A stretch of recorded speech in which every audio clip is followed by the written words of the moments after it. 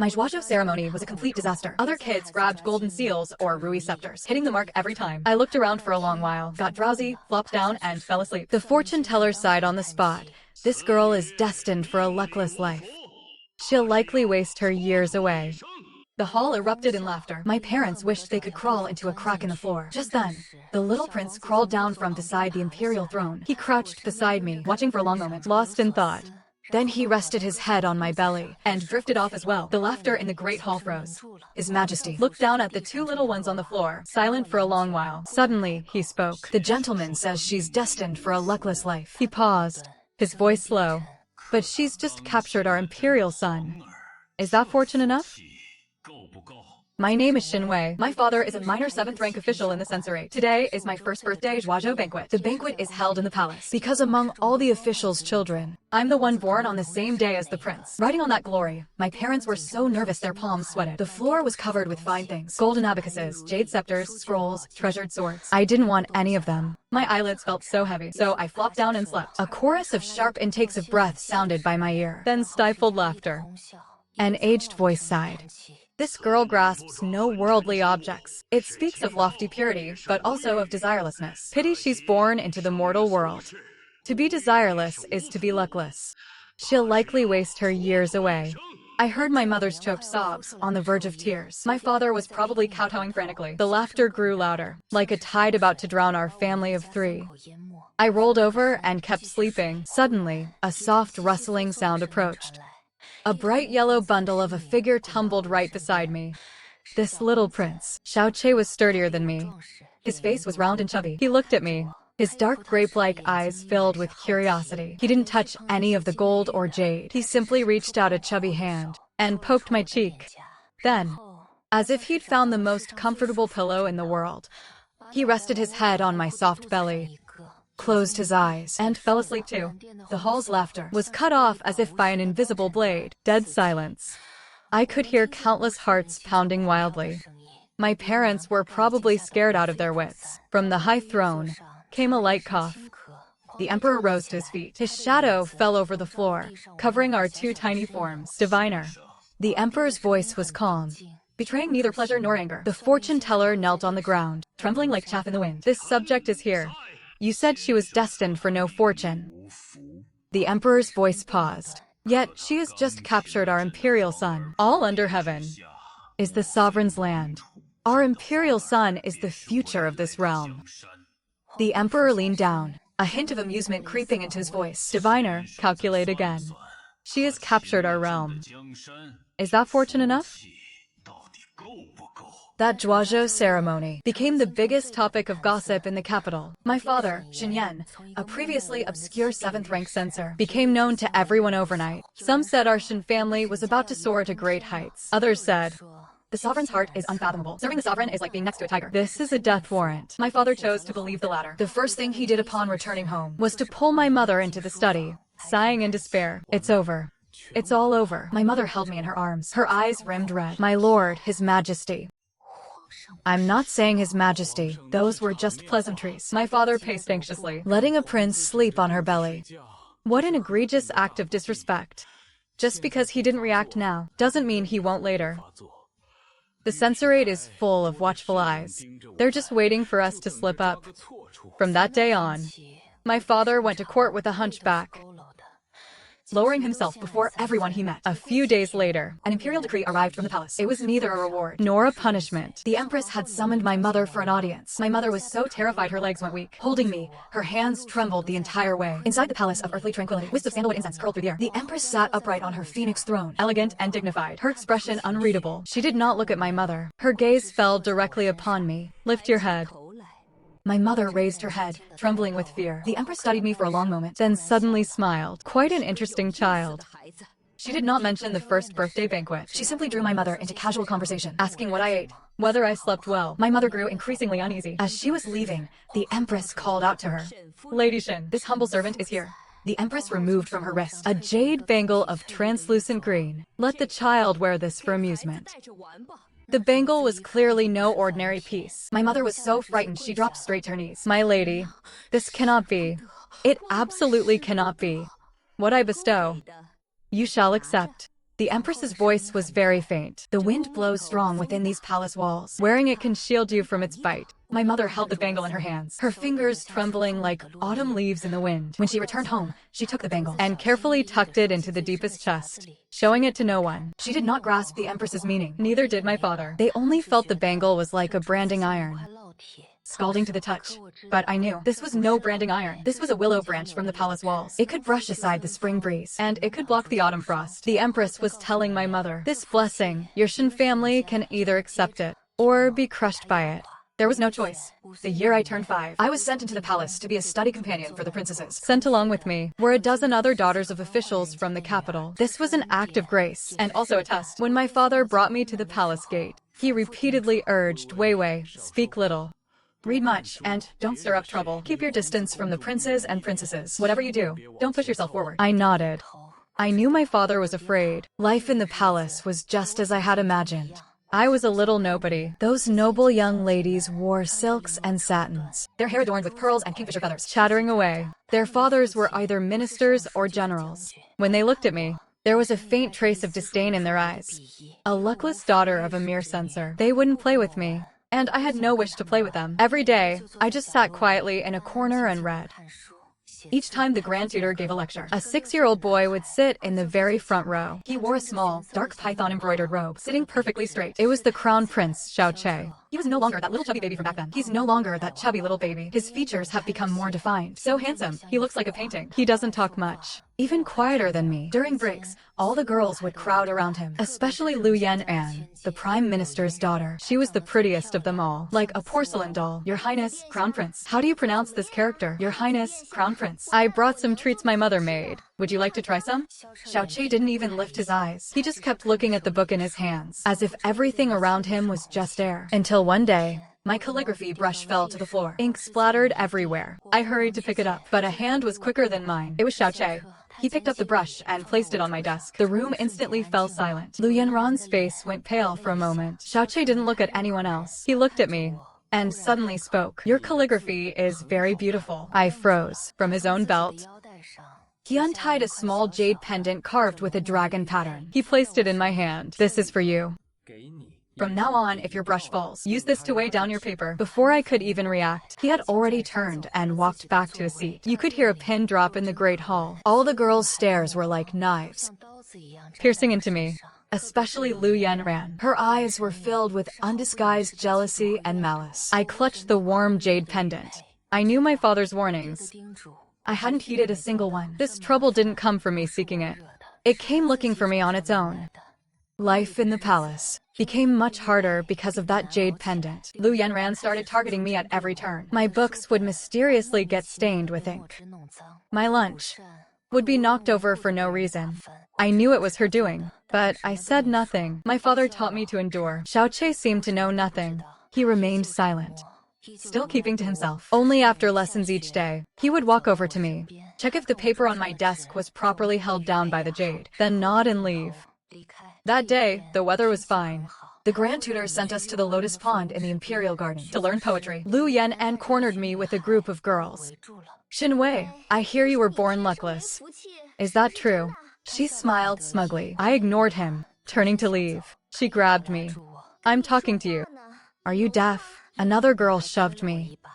Sister Yan'an is asking you a question. You're just the daughter of a 7th rank official. What are you so proud of? I studied myself, looking at them. What do you want? Lu Yan'an laughed. Nothing much. I just wanted to see if a luckless person would trip even while walking. As she spoke, she suddenly stumbled. I was on guard, dodging to the side, but she persisted, reaching out to push my shoulder.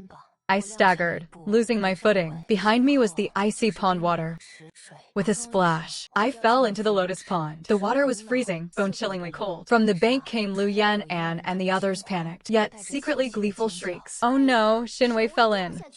Someone, come quickly. She slipped and fell in by herself. I can't swim. Water choked my mouth and nose. My consciousness began to blur. Just then, a dark-clad figure, without a moment's hesitation, plunged straight in. It was Xiao. He grabbed me tightly and dragged me fiercely out of the water. His face was ashen, his eyes blazing with towering rage. The palace maids and eunuchs on the bank had already rushed over. In utter chaos, Xiaoqi carried me ashore, took off his own outer robe and wrapped it tightly around me. His voice was as cold as ice.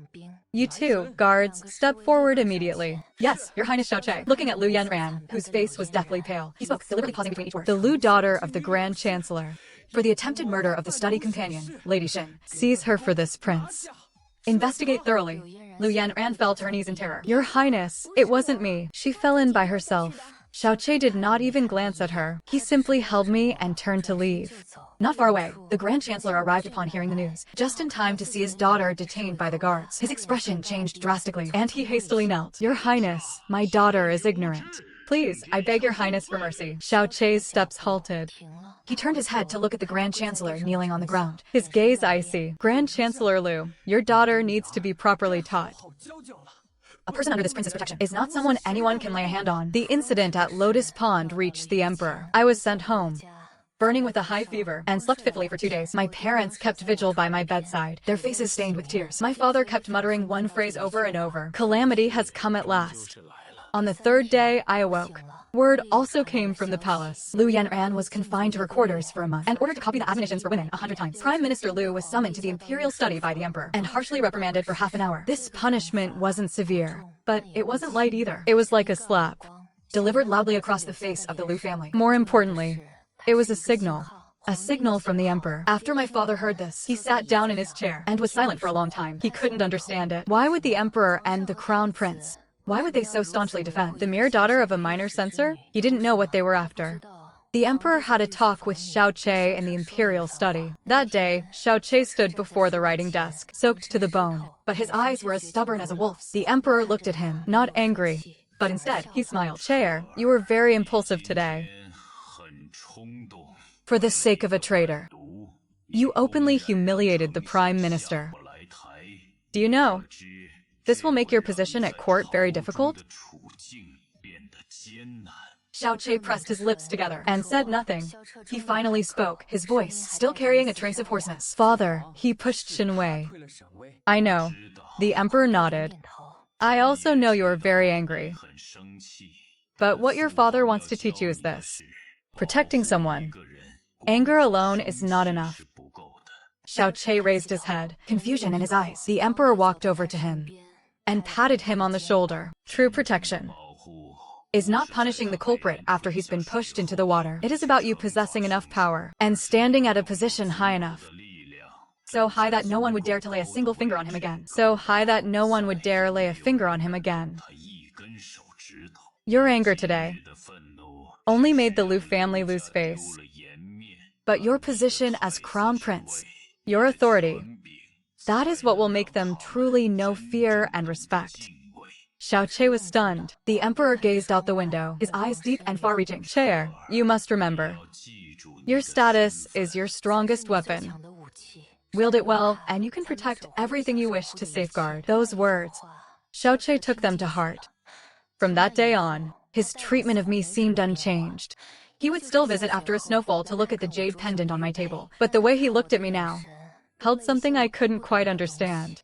It was like resolve, and also like a promise. As for Lu Yanran, her confinement was lifted a month later. The look in her eyes when she saw me held an even deeper venom, but she never dared to openly do anything to me again. She began spreading rumors about me in secret, calling me a sorceress who had bewitched the crown prince with dark arts. She said I was born under a curse that brought death to my kin. That misfortune followed whoever got close to me. The winds of gossip stirred again in the palace. The year I turned 14 was the Empress Dowager's 60th birthday, a celebration for the entire realm. A grand birthday banquet was held in the palace. Xiaoqi and I were no longer children. He was the heir apparent, his brilliance growing ever more striking. In every gesture, he already carried the bearing of a sovereign. I, on the other hand, still trailed behind those noble ladies, silent and unassuming. Lu Yanran had blossomed into an even greater beauty, renowned as the capital's foremost belle. She was the prime minister's legitimate daughter, of noble and honored status. All these years, she remained the center of attention for all the noble ladies. And the way she looked at me was still like a needle dipped in poison. At the banquet, envoys from various kingdoms and nobles of all ranks were in attendance. Lu Yanran moved gracefully among the guests, a social butterfly. A dance of rainbow and feathered robes amazed everyone present. The Empress Dowager beamed with delight. Good child.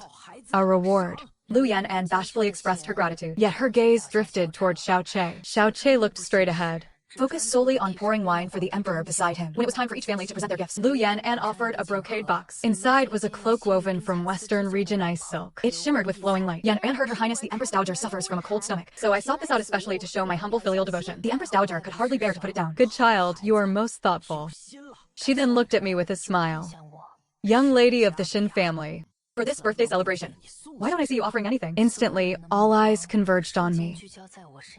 I rose to my feet and presented a small sandalwood box. This humble daughter has little talent. I have personally transcribed a scroll of the Peace Sutra, wishing Her Highness the Empress Dowager blessings, long life, and good health. The hall erupted in murmurs. Compared to Lu Yanran's ice silk cloak, a scroll of scripture seemed truly shabby. A smug smile tugged at the corner of Lu Yanran's lips. Sister Shen is indeed thoughtful, though this sentiment seems a bit too slight. As she spoke, she turned to me again. Oh, I've also heard sister is skilled at needlework. Yan'an also has a small gift here I wish to give sister. She had her maidservant bring forward a tray. On it lay a light purple jacket. The embroidery was exquisite. Sister is frail. Please accept this jacket as a small token from your elder sister. I looked at the jacket but did not move. My personal maidservant, Chun Now, quietly tugged at the corner of my robe. Her face had gone somewhat pale. My heart stirred. My seemingly coy gaze also fell upon that jacket. Freezing there for a moment, I looked up and smiled at Lu Yanran. Many thanks for sister's kind offer, but this younger sister's fortune is too meager. I fear I am not worthy of such a generous gift from you, sister. Perhaps sister could present this jacket to Her Majesty the Empress Dowager on my behalf. It would be a token of filial devotion from both of us. My words were perfectly watertight.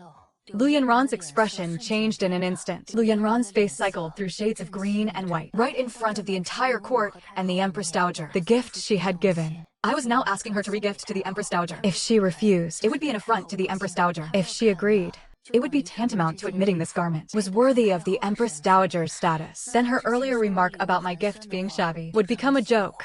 She was caught in a dilemma. The Empress Dowager watched us, a glint of amusement in her eyes. Since it is young Lady Shen's wish, Yan'an, you may present it on her behalf. Lu Yan'an bit her lip and had no choice but to steel herself and offer the jacket to the Empress Dowager. Just at that moment, a Persian cat cradled in the Empress Dowager's arms suddenly arched its back and let out a piercing yowl. It shot out from the Empress Dowager's embrace like a streak of white lightning, lunging straight for the pale purple jacket. Claws and teeth bared, it tore at it frantically. Everyone was horrified. Eunuchs and palace maids scrambled to catch the cat, but it was as if the creature had gone mad, and no one could get a hold of it. Lu Yan'an turned deathly pale with fright, stumbling backward repeatedly. Xiao Che abruptly shot to his feet, shielding me with his body. The scene descended into chaos. The emperor frowned and barked, "What is the meaning of this?" An old eunuch finally managed to seize the cat, though it still thrashed wildly in his arms, emitting guttural, threatening growls. The Empress Dowager was shaken, her face drained of color. As if grasping at a lifeline, Lu Yanran immediately dropped to her knees and pointed at me. "Your Majesty, Her Highness the Empress Dowager." It was him. It had to be him. He knew his own gift was shabby, so he grew jealous and tampered with the garment I gave him, intending to disrupt the birthday banquet. Her words came fast and frantic, tinged with tears. "I beg your Majesty to investigate this thoroughly. This subject is innocent." Every gaze in the hall once again shot toward me like a volley of swords. I stood there, at the very eye of the storm. I did not panic. I simply watched Lu Yan'an kneeling on the floor, then turned toward the emperor. I bent my knee and offered a formal salute. "Your Majesty, this subject also has a question." My voice was perfectly calm. "This subject has never had any dealings with Miss Lu. I do not understand why she would choose today of all days to give me a garment."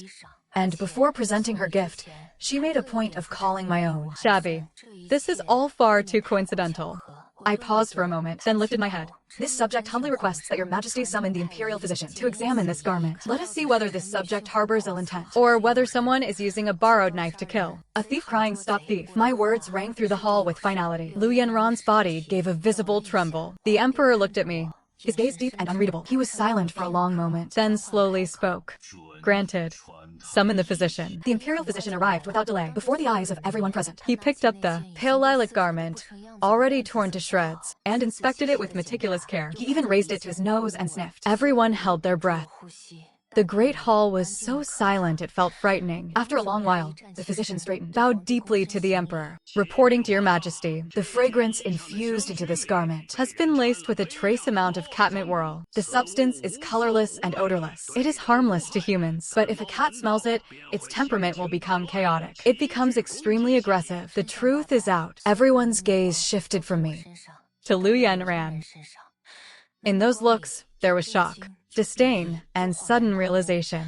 All color drained from Lu Yanran's face, turning as pale as paper. No, it wasn't me. I didn't do it.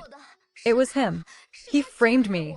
He knew the clothes were tampered with all along. That's why he refused to take them. He deliberately made me present them to the Empress Dowager. He wanted to ruin me. She collapsed onto the floor, babbling incoherently. She pointed at me, her eyes wild with madness. Even at this point, she was still trying to twist the truth. I looked at her coldly. Miss Lu, you can eat whatever you want, but you can't just say whatever you want. You claim I knew beforehand. Where's your proof? If your conscience is clear, why did you dare not let the imperial physician examine it? My maidservant, Chan Tao, stepped forward at just the right moment. She knelt on the ground and took a small paper packet from her bosom, reporting to your majesty. This servant previously detected a scent on Miss Lu's maidservant. When Miss Lu presented the garment, this servant found the scent peculiar and took note of it. This servant took the liberty of taking a bit of powder from that maidservant's sachet. Please have the imperial physician check if it matches the cat's ear fungus. This was the killing blow. Lu Yanran's maidservant's legs gave way on the spot, and she fell to her knees. She cut out frantically, like a pestle pounding garlic. My lady, spare my life. It was the young miss who made this servant do it. It has nothing to do with this servant. With witnesses and material evidence both present, Lu Yanran had no way out. She looked at me, her eyes filled with disbelief and deep venom. She couldn't understand how her supposedly flawless scheme had been exposed. She had no idea that from the moment she had her maid present that garment, I had already set Chan out to watch her. Chuantao's sense of smell is extraordinary. A gift Xiaoqi deliberately placed by my side years ago. I saw through this trap from the very beginning. I simply turned her own scheme against her, taking the snare she had laid for me and returning it to her, completely intact. Lu Yanran suddenly let out a piercing shriek. It was you, Shen Wei. You witch. You orchestrated all of this. Bewitching the crown prince wasn't enough for you. Now you mean to destroy us all. She was acting like a madwoman. The chancellor's face had turned the color of liver. He knelt on the ground, unable to utter a single word. Lu Yanran's howls echoed through the great hall, like some pathetic joke. The emperor's expression had chilled to the point of freezing. Gag her. Take her away. The guards immediately stepped forward, stuffing a rag into Lu Yanran's mouth. She still struggled, making muffled sounds, her eyes glaring at me with pure malice. The chancellor, still on his knees, knocked his head heavily against the floor. This subject has failed to properly instruct his daughter, and begs your majesty to pronounce punishment. His voice was old and utterly drained of strength. The emperor gave a cold snort. Failed to properly instruct her. Chancellor Lu, it seems to us your ambition is simply too great, to the point you can no longer even control your own daughter. To openly scheme against the daughter of a court official at the Empress Dowager's birthday banquet, with the intent of throwing the inner palace into chaos. You have some nerve. Every word from the emperor fell like a heavy hammer, crashing down upon the Lu family. The chancellor's body slumped in defeat. He knew the Lu clan was finished. The emperor looked away from him, his gaze shifting toward me. Xiaoqi and I stood side by side. He looked at us. The chill in his eyes gradually thawed. He stepped down from the imperial throne and personally helped the still trembling Empress Dowager to her feet. Then, he faced the entire assembly of civil and military officials. His voice rang out strong and clear. Years ago, at the first-year catch ceremony, the state preceptor declared that the Shin maiden was destined for misfortune. Today, we shall tell you all.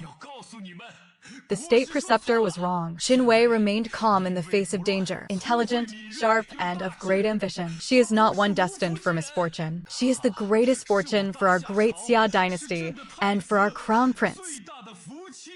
With that single declaration, the entire hall was stunned. What an incredibly high appraisal. It was tantamount to a public announcement of my status. The future crown princess. My father, seated among the lower-ranking officials, was trembling with excitement. Tears streamed down his aged face. I stood there, my heart perfectly calm. I knew this day would come eventually. Xiaoqi turned his head to look at me, his eyes sparkling like starlight. Silently, he took my hand. His palm was warm and firm. In that moment, I felt that all these years of endurance and waiting had been worth it. After the birthday banquet, Lu Yanran was stripped of her noble title and sent to the family temple to live out the rest of her days before the dim lamp and ancient Buddha. Prime Minister Lu was dismissed from office and ordered to return to his hometown. The Lu family, once wielding immense power, collapsed overnight. The balance of power in the capital had shifted. After the Lu family's downfall, a major purge was conducted within the court. My father, Shen Yan, for his excellent guidance of his daughter, was continuously promoted by the emperor. From a rank 7 censor, he rose to the rank 3 vice minister of personnel. The Shen family, once an inconspicuous minor household, looked to become the capital's newest elite. Visitors bearing gifts nearly wore down our doorstep. At first, my father was nervous and uneasy. Later, he gradually got used to it. The way he looked at me was full of pride and relief. My mother took my hand. gently stroking it over and over, along with that jade bracelet she had treasured for years. Wei Wei, I used to worry about you so much. Now, I can finally rest easy. I smiled. I know. They had finally stopped dwelling on the one who was never meant to be. Life in the palace changed, too. No one dared to gossip about me anymore. Those noble ladies who once looked down on me now bowed respectfully when they saw me, calling me Sister Shen. Such is human nature. I had long since stopped caring. I still read and practiced calligraphy every day. My life wasn't much different from before. Only, Xiaoqie came by more often now. He no longer just stole a quick glance and left after his studies. He would read with me in the library, or teach me chess in the Imperial Garden. We rarely spoke, but a single glance between us was enough to understand each other. One crisp autumn day, we were playing chess under the parasol tree. The wind blew, showering us with golden leaves. He looked at me and suddenly spoke. Wei Wei, in 2 more years, I will be wed. My heart skipped a beat. My fingers tightened around the chess piece. He smiled, reaching out to pluck a fallen leaf from my hair. Father asked me what kind of crown princess I wanted. I said nothing, just listened quietly. He looked into my eyes, his gaze intent and tender. I told him I only want one. A girl who, back when I was just a little baby, was willing to let me use her belly as a pillow. My face instantly flushed bright red. Something from so long ago, he still remembered. I told father, my kingdom was already conquered by him long ago. Without him, that dragon throne would hold no meaning for me. His voice was very soft, yet like a single pebble. It sent ripple after ripple across the lake of my heart. I lowered my head and stared at the chessboard, not daring to look at him. You, aren't you afraid I truly am someone born without fortune? He let out a soft laugh. Not afraid. Your fortune, I will provide. This realm will all be mine one day. I'll give you this entire realm as a betrothal gift. Is that enough? On the day of my coming-of-age ceremony, an imperial edict of investiture arrived at the palace. I, Shen Wei, was appointed crown princess. An auspicious date was chosen for the wedding. When the edict had been read aloud, firecrackers erupted in a chorus outside my family's gate. My parents, overwhelmed with emotion, embraced each other and wept. I knelt before the incense altar and calmly accepted the decree. My heart held no great turmoil. It all seemed preordained by fate. The night before the grand wedding, Xiaoqie secretly slipped out of the palace. He came looking for me atop my family's courtyard wall. He was dressed all in black knight attire, like a wandering hero from the martial world. He bore not the slightest resemblance to a crown prince. He handed me a box. A gift for you. I opened it. Inside was a dazzling golden phoenix, a gold hairpin, a phoenix with 9 tail feathers, holding a luminous pearl in its beak. The craftsmanship was of sublime artistry. This was bestowed by my imperial grandmother. When my mother married into the palace, my mother passed it on to me, so I could give it to my crown princess with my own hands. I picked up the hairpin. It felt heavy in my hand. Xiaoqie, I looked at him, being crown princess, and later becoming empress. Will it be very hard? He paused for a moment, then broke into a smile. He answered without hesitation, to be the mother of the nation. The responsibility is immense, so of course it will be hard. He jumped down from the wall, walked up to me, and said, but don't worry, no matter how great the storms ahead, I will bear them all for you. You only need to stay by my side, with a peaceful heart. He reached out and placed the phoenix hairpin into my chignon. Under the moonlight, his gaze shone brighter than the stars. Wei Wei, he said, I once told my father, the emperor, that I must stand high enough to protect you. All these years, I have been striving for that. In the future, I will be a good emperor. A good husband worthy of your lifelong trust. With all my life, I promise you a nation at peace, and a lifetime free from worry. I looked at him, my eyes growing moist. I nodded and said, all right. I know. I knew this man was worth spending my entire life with. On the day of the grand wedding, a 10-mile procession of betrothal gifts stretched from the Shen family home to the Eastern Palace. I wore the phoenix coronet and ceremonial robes, and boarded the bridal palanquin. Along the way, the common people cheered and offered their blessings. I became the most envied woman in the world. That girl once foretold to be fated without fortune was, in the end, overflowing with blessings. 3 years later, the old emperor abdicated, becoming the retired emperor. Xiaoqie ascended the throne, changing the era name to Yong'an. I became his empress. We had our own child, a little prince who was the very image of Xiaoqie. On the little prince's first birthday, a zhuozhou ceremony was held in the palace. History has a way of repeating itself. The floor was covered with rare treasures, but the little prince paid them no mind. Dressed in his bright yellow dragon robe, he tottered forward on his chubby little legs.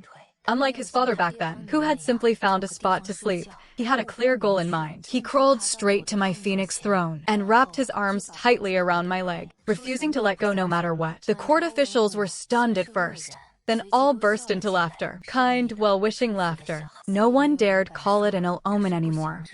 Xiao Che walked over, and with a smile, lifted up our son, who was clinging to me and refused to come down. He bounced the little one in his arms, and whispered in my ear, "See? What did I tell you? The realm of our Xiao family is destined to fall into your hands." I looked at him, my eyes and brows curved in a smile. Sunlight streamed through the glazed tiles of the palace, spilling over the three of us, warm and bright. I suddenly remembered many years ago, that fortune teller at the grabbing ceremony, who declared I was fated for no blessings. Perhaps he wasn't wrong. In my destiny, perhaps there truly were none of the blessings defined by worldly conventions. I didn't grasp gold, I didn't grasp jade, but I grasped the warmest hand in this world, and the most supreme, sincere heart under heaven. Those glories and riches are like sand in one's palm. No matter how tightly you hold on, they'll eventually slip away. Only this person beside me, only this love, truly belongs to me. A realm uniquely my own.